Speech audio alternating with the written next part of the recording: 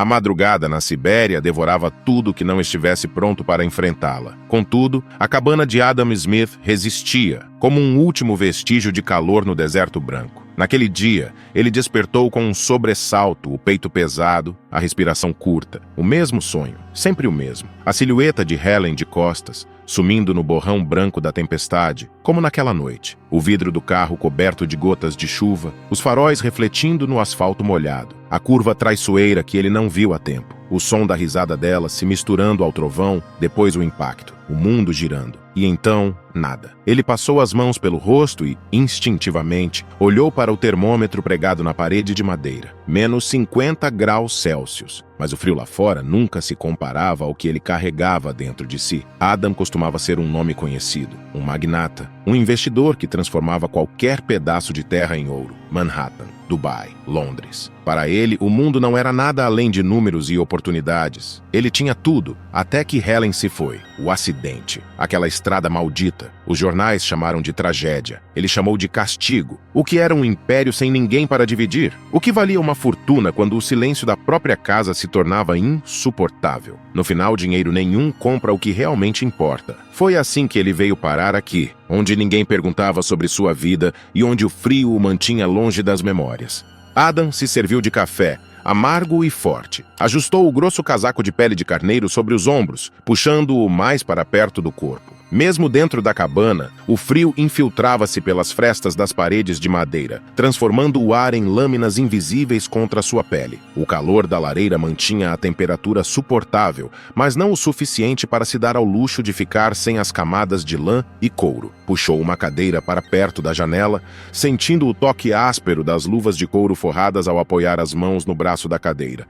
A nevasca lá fora continuava impiedosa, o vento soprando como uma fera faminta, chicoteando as árvores e levantando a neve em redemoinhos violentos. Mas então, algo se moveu. Uma sombra enorme. Ele franziu o senho, tentando distinguir melhor através da cortina branca da tempestade. Seu coração parou por um segundo quando a figura se aproximou. Um urso pardo. A caneca escorregou de sua mão e se espatifou no chão. O animal não rugiu, não tentou derrubar a porta. Primeiro, ficou parado, imóvel na neve alta. As orelhas se mexendo ligeiramente enquanto avaliava a estrutura. Seu focinho úmido farejou o ar, captando o cheiro de madeira, fumaça e homem. Então, num movimento hesitante, ergueu uma pata e arranhou a lateral da cabana, o som áspero se misturando ao vento cortante. O gesto não era agressivo, mas parecia um teste, como se quisesse entender a natureza daquela barreira que separava os dois mundos. A pelagem desgrenhada da mãe urso estava endurecida pelo gelo, refletindo a luz fraca da manhã. Adam segurou a respiração, sentindo um aperto no peito. Algo no olhar dela o manteve paralisado. Então ele viu filhotes. 3 pequenos corpos encolhidos contra a neve, tremendo violentamente. O menor deles caiu de lado, seu corpinho contraído em espasmos, até que ficou quieto demais.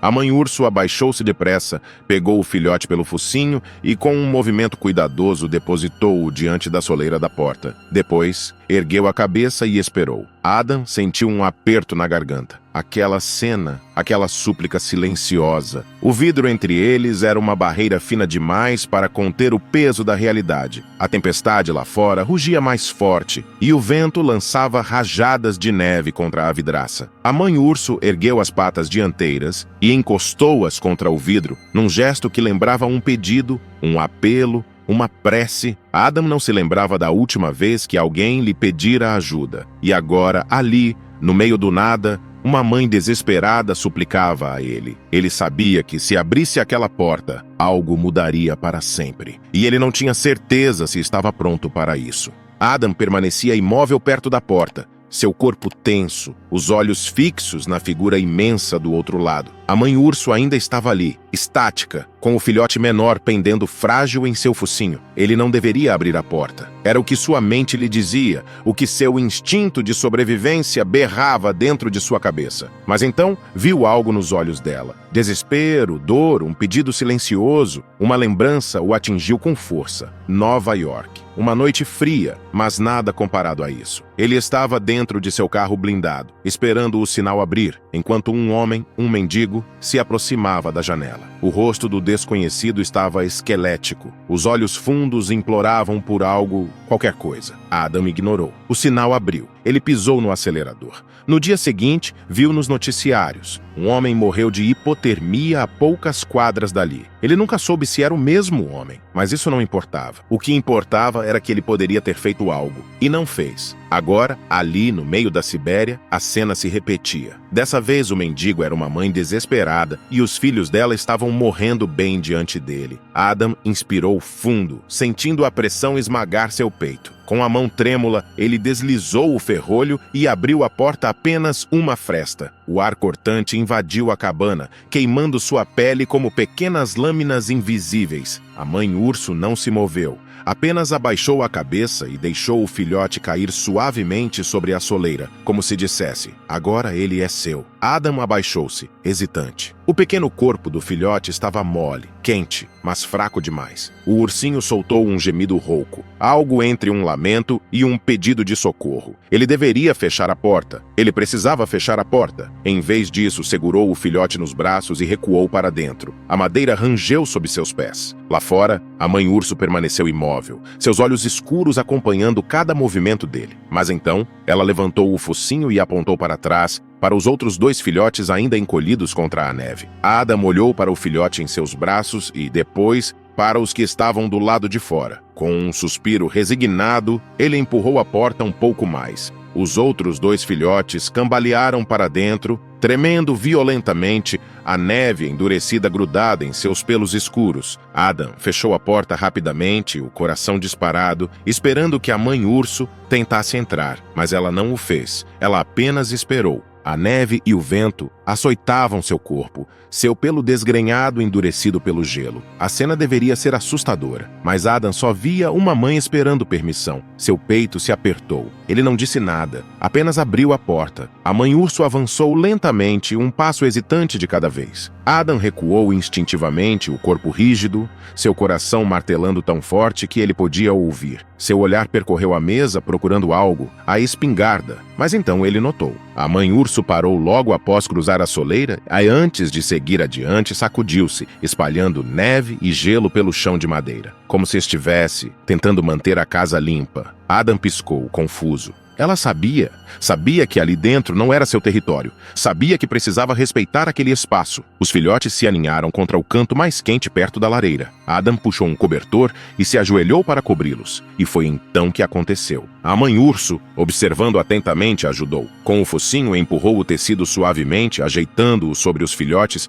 garantindo que eles estivessem protegidos. Adam prendeu a respiração. Lá fora, a tempestade urrava, sacudindo as janelas, rasgando a noite como uma fera faminta. Mas dentro da cabana, algo diferente tomava forma. O frio não parecia tão cortante. A solidão não parecia tão invencível. A mãe urso olhou para ele uma última vez. E pela primeira vez em anos, Adam sentiu que alguém o via de verdade. Ele nunca esperaria por isso. Mas ali, no meio da pior tempestade da sua vida, Adam percebeu que não estava mais sozinho.